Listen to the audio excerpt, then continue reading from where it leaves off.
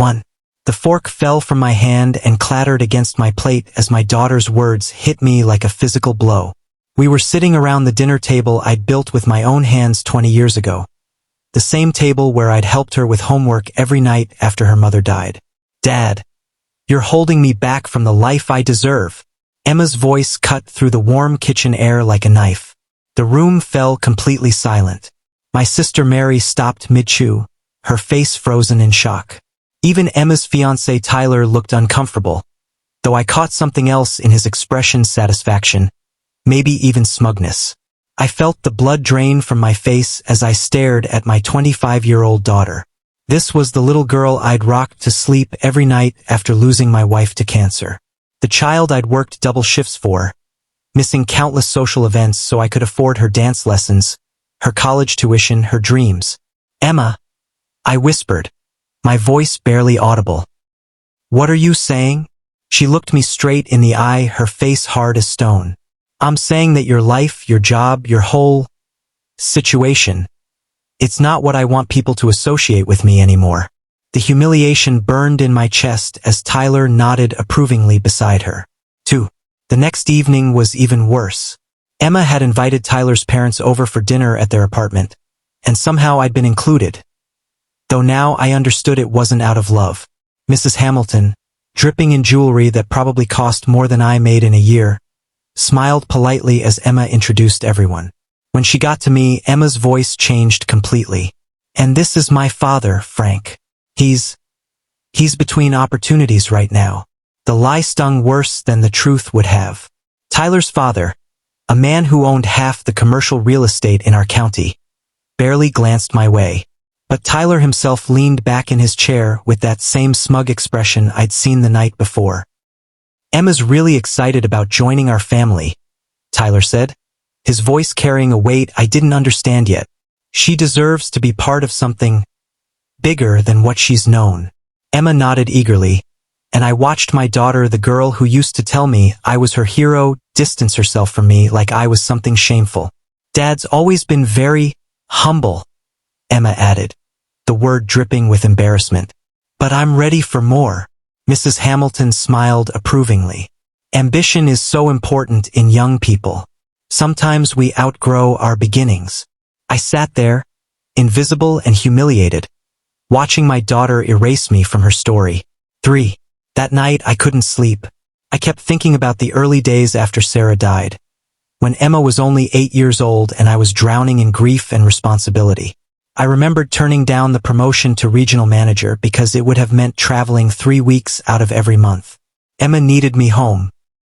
I remembered selling my motorcycle, my golf clubs, my father's vintage watch, anything to keep us afloat and give her a normal childhood. I'd worked as a maintenance supervisor at the school district for 17 years, not because I loved fixing broken toilets and leaky roofs, but because the schedule let me be home when Emma got out of school. I'd coached her softball team, attended every parent-teacher conference, learned to braid her hair from YouTube videos.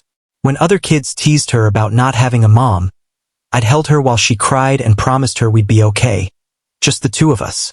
When she wanted to quit piano because lessons were expensive, I'd picked up weekend work painting houses so she could keep playing. Every decision I'd made for the past 17 years had been about giving Emma the best life possible. I'd put my own dreams on hold, my own needs second, my own happiness last. And now she was telling people I was holding her back from the life she deserved. For what Emma didn't know was that someone very important had been listening to every word she'd said at dinner. My sister Mary had stayed quiet, but Mary was the family record keeper, the one who remembered everything and forgot nothing. More importantly, Mary knew things about me that Emma had never bothered to ask about. She knew about the late-night phone calls I'd made to lawyers and financial advisors over the years. She knew about the paperwork I kept locked in my home safe. She knew about the investments I'd made with every spare dollar once Emma graduated college and I finally had some breathing room. After Tyler's family left that second night, Mary cornered me in the kitchen. "Frank, you can't let her talk to you like that," she said, her voice tight with anger. "She's embarrassed of me, Mary. Maybe she has good reason to be." Mary grabbed my shoulders and looked me straight in the eye. "You listen to me, little brother. That girl has no idea what you sacrificed for her, and she has no idea what you've built since then. If she's going to judge you without knowing the facts, maybe it's time she learned some hard truths. I stared at my sister, seeing the fierce protectiveness in her eyes that I'd forgotten existed. She's about to marry into money she's never earned, Mary continued. Maybe it's time she understood the difference between real wealth and borrowed importance. 5. The private conversation came 3 days later. Emma had asked me to meet her for coffee, and I'd hoped she wanted to apologize or at least explain her behavior. Instead, she doubled down on her cruelty. "Dad, I need you to understand something," she said, stirring her latte with mechanical precision. "Tyler's family they're important people. They have standards." I felt something cold settle in my stomach. "What are you saying, Emma?" "I'm saying that your job, your car, your house, it's embarrassing. When people ask what my father does, I don't know what to tell them." The coffee shop suddenly felt too small, too hot. "You tell them I raised you. You tell them I worked hard to give you opportunities." Emma's laugh was bitter. "Dad, you fix toilets for a living. You drive a 15-year-old truck. You live in the same tiny house I grew up in." She leaned forward, her voice dropping to a whisper. "You're my burden, Dad. I can't drag you into my future." The word burden hit me like a slap. A burden. After everything I'd sacrificed, everything I'd given up, everything I'd built for her, I was her burden. "Emma, if you really believe that, then maybe we should talk about some things you don't know." But she was already standing up, her purse clutched tight in her manicured hands. "I don't want to hear your excuses anymore, Dad. I just need you to try not to embarrass me at the wedding." 6. I spent that entire night awake, sitting in my kitchen with a cup of coffee that had gone cold hours earlier. The house felt different somehow, smaller, quieter, like it was mourning along with me. But as the sun started to rise, something shifted inside me. The crushing hurt was still there, but underneath it, a new feeling was growing. Not anger exactly, but determination. A quiet resolve that surprised me with its strength. Emma thought she knew everything about me, about our life, about what I was capable of. She'd made assumptions based on what she could see: my work clothes, my old truck, my simple house. But she'd never asked the deeper questions, never wondered what I'd done with my money once she was grown and on her own. She thought I was weak because I'd chosen stability over flashiness. She thought I was poor because I drove an old vehicle and lived modestly. She thought I was holding her back because I represented everything she wanted to escape from. But Emma had no idea what her father had actually accomplished in the shadows. She had no idea what I'd been building while she was busy being embarrassed of me. If she wanted to judge me without knowing the facts, maybe it was time she learned some hard truths about assumptions and the price of arrogance. The plan that formed in my mind wasn't about destroying my daughter. It was about teaching her a lesson she'd never forget. 7. Over the next week, I started pulling together documents I hadn't looked at in months. The safe in my bedroom closet held more than Emma had ever imagined, and as I spread the papers across my kitchen table, I felt a quiet satisfaction building. 20 years ago, right after Sarah died, my father-in-law had given me some advice that changed everything. "Frank," he'd said, "you're going to be tempted to spend every penny on that little girl. But the best thing you can do for Emma is build something that lasts." So I'd started small. 5% of every paycheck went into investments. When I got overtime pay, half of it went into a savings account Emma never knew about. When I sold something or picked up extra work, those earnings disappeared into stocks and bonds and eventually, land. The school district job had been perfect cover. Everyone, including Emma, assumed I was barely making ends meet. But school district employees had access to excellent investment counseling and retirement planning. I'd learned about compound interest, diversified portfolios, and long-term wealth building. By the time Emma graduated college, I owned shares in 12 different companies. By the time she got engaged, I'd purchased 3 pieces of land in our rapidly developing county. I wasn't rich by Tyler's family standards, but I was far from the struggling maintenance worker Emma believed me to be. The question was whether she deserved to know that anymore. My decision crystallized during our next family dinner. Instead of revealing my financial situation immediately, I decided to let Emma show me exactly who she'd become. I wanted to see how deep her selfishness ran before I decided what to do about it. The opportunity came when she started talking about the wedding budget. Tyler's parents were paying for most of it, she explained with obvious pride, because they want everything to be perfect. What about your father? Mary asked pointedly. Doesn't he get to contribute to his daughter's wedding? Emma's face flushed red. Oh, Dad doesn't need to worry about that. This wedding it's going to be expensive. Like, really expensive. I set down my fork carefully. Emma, I'd like to help with your wedding. It would mean a lot to me to contribute something. The look that passed between Emma and Tyler made my stomach turn. It was part embarrassment, part amusement, like they were sharing a private joke at my expense. Dad, Emma said, her voice taking on that patient tone people use with children. That's really sweet, but Tyler's family has very specific ideas about presentation. We can't have you contributing anything that might clash with their vision. The insult was wrapped in gentle words, but it was still an insult. She was telling me my money wasn't good enough for her wedding. Tyler leaned forward with that confident smile that was starting to make my skin crawl. Mr. Bennett, we really appreciate the thought, but Emma and I want to make sure this wedding reflects the life we're building together. The emphasis on we was subtle but clear. I wasn't part of their future.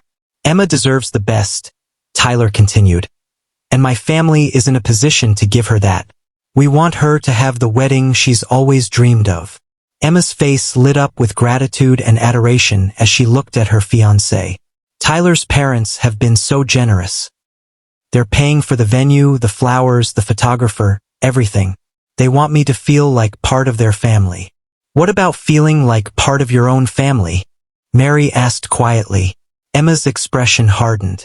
I am part of my own family, but I'm also starting a new family now, with people who understand what I want from life. The dismissal was complete. In Emma's mind, I represented the past she was escaping from, while Tyler represented the future she deserved. Besides, Emma added, delivering the final blow, Dad's money comes from, well, it comes from his job. Tyler's family will handle the finances because they come from a different background. She was ashamed of how I earned my living. Ashamed of the honest work that had kept food on our table and a roof over our heads for 17 years. 10. That's when Tyler made his fatal mistake. Emboldened by Emma's support and his own arrogance, he decided to elaborate on what he thought our family dynamic should be. The truth is, Mr. Bennett, Emma and I are building something together that's bigger than what she grew up with. She's got incredible potential, and now she's going to have the resources to really flourish. I watched my daughter nod along eagerly, hanging on every word. I mean, no offense, Tyler continued, but Emma's been held back by limited thinking for too long. She deserves better than what she's had access to before. Limited thinking, held back. These weren't accidental word choices. I'm finally going to give her the life she deserves, Tyler said, reaching over to squeeze Emma's hand. The life she should have had all along, if circumstances had been different. Emma beamed at him like he'd just promised her the moon. She was so dazzled by his family's wealth and status that she couldn't see the insult buried in his words. He was telling me, to my face, that I hadn't been good enough for my own daughter. But more than that, he was revealing something about his own character. Tyler wasn't just accepting Emma despite her humble background. He was positioning himself as her savior from it. I filed that conversation away for future reference. Tyler Hamilton was about to learn some hard lessons about making assumptions. 11. That night, I opened my home safe and spread 2 decades worth of financial documents across my dining room table. The portfolio had grown far beyond what I'd ever imagined when I started investing my first $5 bills. The stock certificates told the story of careful, patient investing. Companies I'd bought into 20 years ago had split multiple times. Mutual funds had compounded steadily. What had started as small, regular contributions had grown into something substantial. But the real surprise was the land. 3 pieces of property I'd purchased over the past decade, all in areas that were now experiencing rapid commercial development. What I'd bought as vacant lots were now prime real estate that developers were fighting over. The largest piece, 47 acres on the edge of town, had been my biggest gamble. I'd bought it 5 years ago when the county announced plans for a new highway interchange. The seller thought he was unloading worthless farmland. Now that same land was worth 30 times what I'd paid for it. I pulled out my latest property assessment and stared at the numbers. Emma thought I was poor. Tyler thought I was insignificant. His family thought I was beneath their notice. They were all about to learn how wrong assumptions could be when you didn't bother to ask the right questions. The irony was perfect. They judged me without knowing the facts, and those facts were about to change everything. 2 days later, Mary called with an update that made everything even more interesting. "Frank, you're not going to believe what I just heard at the grocery store." Mary had run into Mrs. Patterson, who worked at the bank where Tyler's family did business. In a small town, banking privacy only went so far, especially when someone was as well connected as the Hamilton family. "The Hamiltons are in trouble," Mary whispered into the phone. "Big trouble. Tyler's father has been leveraging everything on some commercial development deal, and if it falls through, they could lose half their assets." My heart started beating faster. What kind of development deal? Something about buying land for a new shopping center. Mrs. Patterson couldn't give me details, but she said the whole family's financial future is riding on this one project. After I hung up, I sat in my kitchen thinking about the 47 acres I owned. The land that had tripled in value. The land that sat right in the path of the county's planned commercial expansion. A terrible thought began forming in my mind. What if the Hamilton family's big development deal involved my property? What if they'd been counting on buying my land without knowing who actually owned it? I grabbed my laptop and started researching commercial development permits in our county. Took me less than an hour to find what I was looking for. Hamilton Development Group had filed plans for a major shopping complex. The proposed location was described in general terms, but the coordinates were specific. They wanted to build on my land. 13. The phone call came 3 days before the wedding.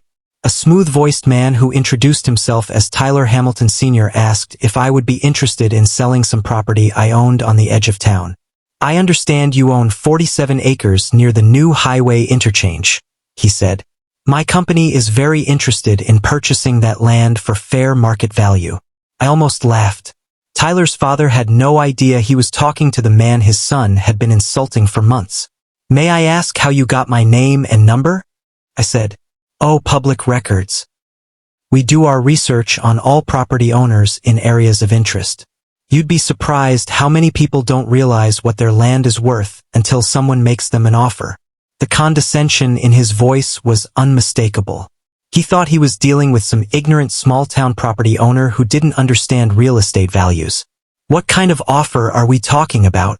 I asked. "Well, considering the current zoning and the rural nature of the area, I think we could offer you quite a bit more than you probably paid for it. Maybe 3 times your original investment." 3 times my original investment would still be 1/10 of what the land was actually worth now. He was trying to steal it from me. "That's an interesting offer," I said. "Can I ask what you're planning to build there?" "A family entertainment complex. Shopping, dining, recreation. It would really bring some prosperity to your little community." My little community. Like I should be grateful for their development. "I'll need some time to think about it," I said. "Of course, but don't wait too long. This kind of opportunity doesn't come around often." The threat was subtle but clear. Sell now or miss out forever. 14. The wedding rehearsal was held at the country club where Tyler's family held their membership. Everything was pristine, expensive, and designed to impress. I felt out of place in my simple suit, surrounded by people who'd never worked with their hands or worried about making rent. Emma looked beautiful in her rehearsal dress, but she looked at me like I was an embarrassment she had to endure. During the ceremony run-through, when the pastor asked who would be giving the bride away, Emma spoke up before I could respond. "Actually, Pastor Williams, I've decided to walk myself down the aisle. she announced. I'm a modern woman, and I don't believe in being given away like property. The words were progressive and empowering, but I knew the real reason. She didn't want people to see her father walking beside her. She didn't want her guests' first impression of her family to be me in my off-the-rack suit and discount store shoes. Emma, I said quietly, I'd really like to walk with you tomorrow. It would mean the world to me. She looked at Tyler's parents, then back at me, her face flushed with embarrassment. Dad, I just think, this is my day and I want to do things my way. I don't want people to think I come from, that I need to be. She couldn't even finish the sentence. Tyler's mother smiled approvingly. How refreshing to see a young woman who knows her own mind. But I caught Tyler Sr.'s expression. He was studying me with new interest, like he was trying to place where he'd heard my voice before. 15. The humiliation of being dismissed from my traditional role as father of the bride was complete, but I had one more card to play. Before leaving the rehearsal dinner, I approached the gift table and placed a simple white envelope next to the elaborate packages from Tyler's family and friends. The envelope was thin, unremarkable, with just Emma's name written on it in my handwriting. Several people noticed me placing it there, but no one paid much attention. It looked insignificant compared to the obvious wealth displayed in the other gifts. Emma saw me put it down and rolled her eyes. Dad, you didn't need to bring anything. I told you that. I wanted to give you something for your wedding day, I said simply. She didn't even look at the envelope. Just, please don't make a scene tomorrow, okay? This is important to me. Tyler appeared at her elbow, all smiles and fake charm. Mr. Bennett, thanks for coming tonight. Emma's so happy to have you here. The lie was smooth and practiced. Emma wasn't happy to have me there. She was enduring my presence because completely excluding me would have looked bad. I wouldn't miss it, I replied. As I walked to my truck, I heard Tyler's father on his phone behind me, his voice urgent and frustrated. I don't care what it costs, we need that land deal closed by Monday. The whole project depends on it. He still had no idea that the landowner he was trying to pressure was the same man his son had been treating like dirt for months. 16. The wedding day arrived with perfect weather and an atmosphere of celebration that I couldn't quite share. I sat in the third row, behind Tyler's extensive family and their important friends, watching my daughter prepare to marry a man who thought I was beneath his notice. The ceremony was beautiful and expensive, with flowers that probably cost more than most people's monthly salary. Emma looked radiant in her designer dress, every inch the princess bride Tyler's family had created. But just as the pastor was asking for the vows, Tyler Sr.'s phone started buzzing insistently. He tried to ignore it, but whoever was calling wasn't giving up. Finally, he stepped outside to take the call. Through the open doors of the church, I could hear his voice rising in anger and disbelief. The conversation went on for several minutes, his tone becoming more desperate with each exchange. When he came back inside, his face was pale and his hands were shaking. He whispered something urgent to his wife, who gasped and grabbed his arm. The news, whatever it was, spread quickly through their section of the church. Tyler, standing at the altar waiting for his bride, noticed the commotion and looked confused. His family was supposed to be celebrating his triumph, not huddling together in what looked like crisis mode. That's when Tyler Sr. caught my eye across the church, and I saw the exact moment when recognition dawned on his face. He knew who I was. 17. I stood up slowly and walked toward the front of the church, feeling every eye in the building following my movement.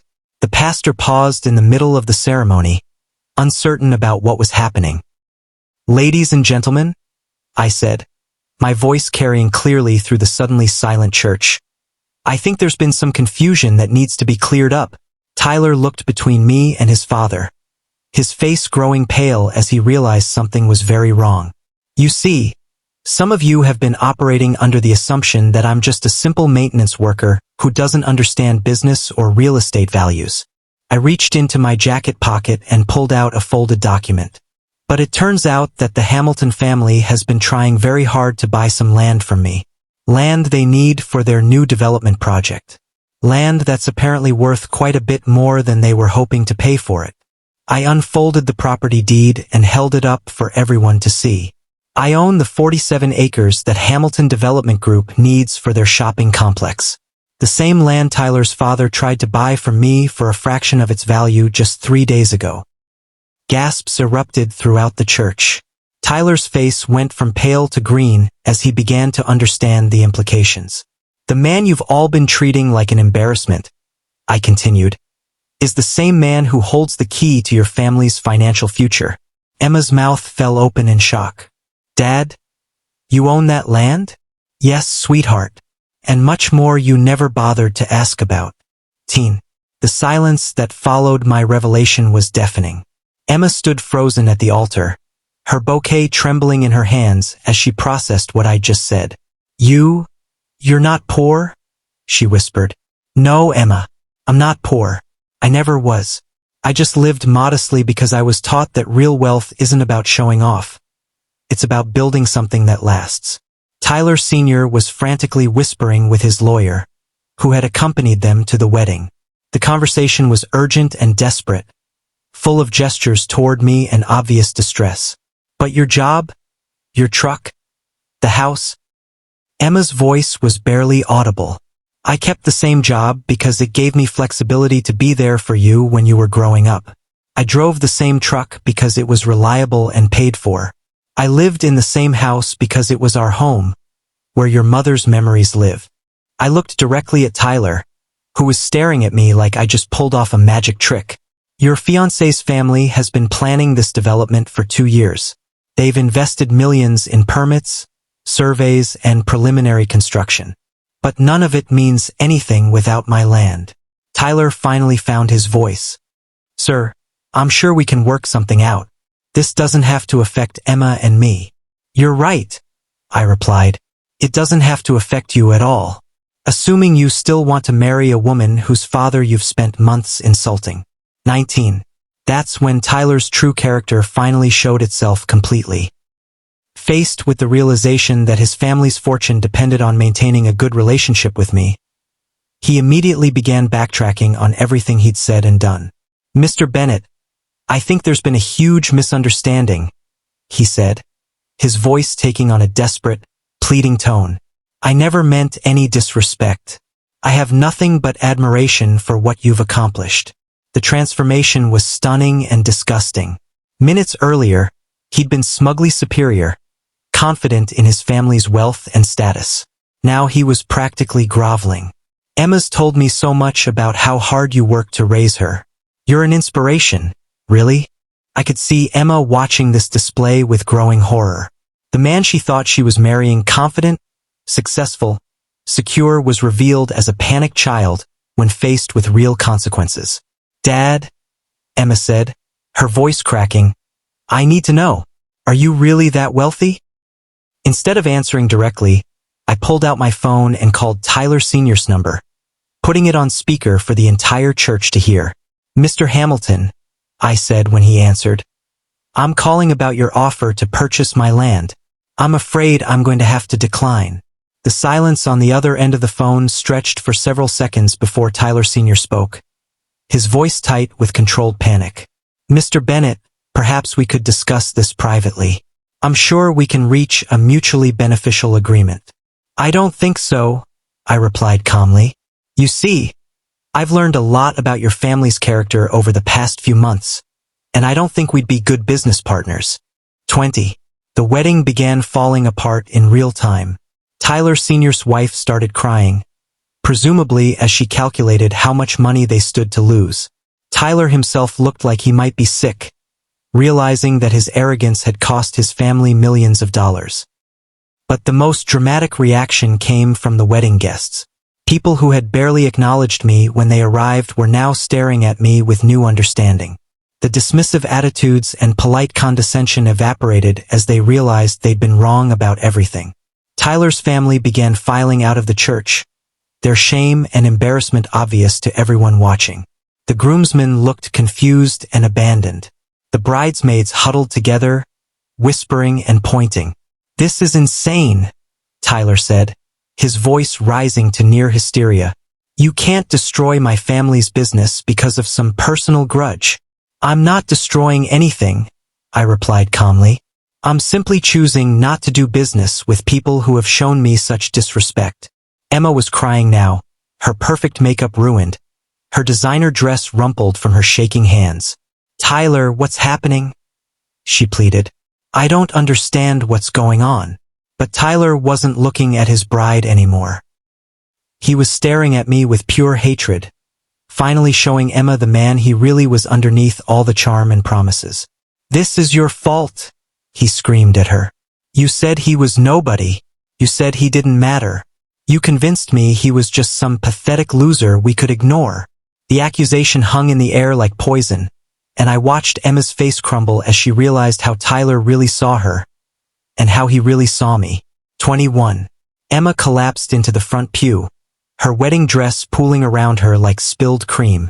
The sobs came in great, heaving waves as the full scope of her mistakes became clear. I'm so sorry, Daddy, she cried, using the name she hadn't called me in years. I'm so sorry for everything I said. I didn't know. I didn't understand. But I remained standing, my expression calm but distant. The hurt was still too fresh, the damage too complete for easy forgiveness. You didn't know because you never asked, I said quietly. You made assumptions based on what you could see, and you decided I wasn't worth your respect. Tyler was frantically texting someone, probably trying to salvage what was left of his family's business deal. But I'd already made my decision, and nothing he could say or do would change it. Emma, you called me your burden. You said I was holding you back from the life you deserved. You were embarrassed to be seen with me, embarrassed to have me contribute to your wedding, embarrassed to have me walk you down the aisle. Each word hit her like a physical blow, and she flinched with every reminder of her cruelty. I worked 3 jobs to put you through college. I gave up promotions so I could be at your school events. I sold everything I owned to pay for your dreams. And you repaid me by treating me like I was something shameful. The church was completely silent except for Emma's quiet sobbing and the sound of Tyler's family rushing out the back doors. 22. That's when Mary stood up from her seat and addressed the remaining guests, her voice carrying the authority of someone who'd witnessed everything and stayed silent too long. I want everyone here to understand something, she announced, her eyes blazing with righteous anger. This man raised his daughter alone after losing his wife to cancer. He worked double shifts and gave up his own dreams so that little girl could have everything she needed. The guests were riveted, finally hearing the true story of our family. He attended every school play, every soccer game, every parent-teacher conference.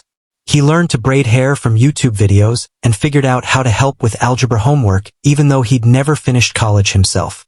Mary's voice grew stronger as she spoke, and I felt a surge of gratitude for my sister's fierce loyalty.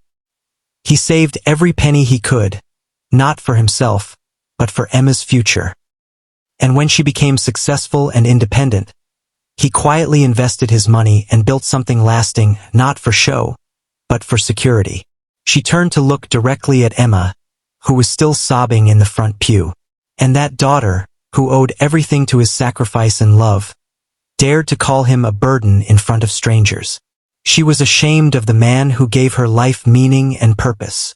The condemnation in Mary's voice was absolute, and several guests were nodding in agreement. Emma's behavior looked even worse when viewed against the backdrop of my sacrifices. Some children don't deserve the parents they're given, Mary concluded, then sat back down. 23.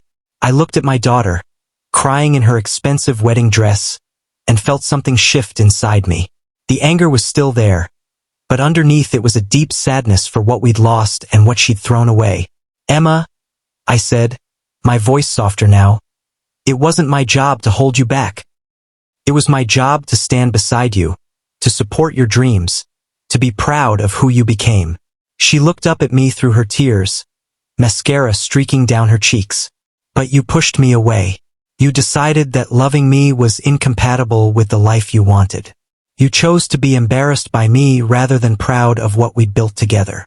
I gestured toward the chaos around us, the abandoned altar, the fleeing guests, the broken promises and shattered expectations. This isn't revenge, sweetheart. This is just the natural consequence of the choices you made. You can't build a future on a foundation of shame and disrespect. Tyler had finally given up on his phone calls and was staring at both of us with pure malice.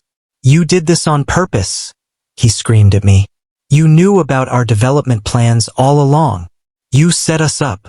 "I didn't set anyone up," I replied calmly. "I simply chose not to do business with people who treated me and my daughter poorly." "You destroyed your own deal through your arrogance and greed." Emma was looking between Tyler and me, finally seeing both men clearly for the first time.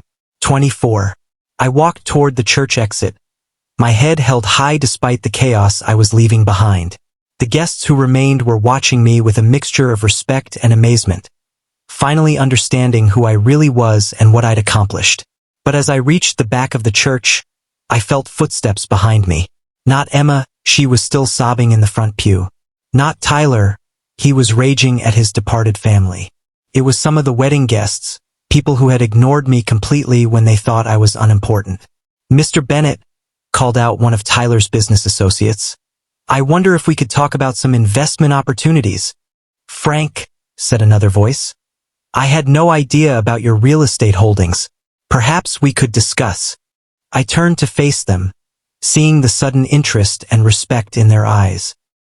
These were the same people who had looked right through me an hour earlier, who had dismissed me as Emma's embarrassing father. "Gentlemen," I said politely, "I appreciate your interest, but I think I'll stick with the business relationships I've already built with people who knew my worth before they knew my net worth." I walked out of that church alone, leaving behind my daughter's shattered wedding and the wreckage of relationships built on false assumptions and shallow values. Behind me, I could hear Emma calling my name, but I didn't turn around. Some lessons can only be learned through consequences, and Emma needed to face the full weight of her choices. 25. Back home that evening, I sat in my simple kitchen with a glass of wine, feeling a peace I hadn't experienced in months. The house was quiet, but it didn't feel lonely anymore. Felt honest. Emma had called 17 times, but I wasn't ready to talk to her yet. Tyler had called twice, probably still hoping to salvage his family's business deal, but I'd blocked his number. Mary had stopped by with flowers and a fierce hug, telling me she was proud of how I'd handled everything. The irony wasn't lost on me. Emma had rejected me before even looking at what I had to offer. She judged my gift by its simple appearance and found it lacking, just like she judged me.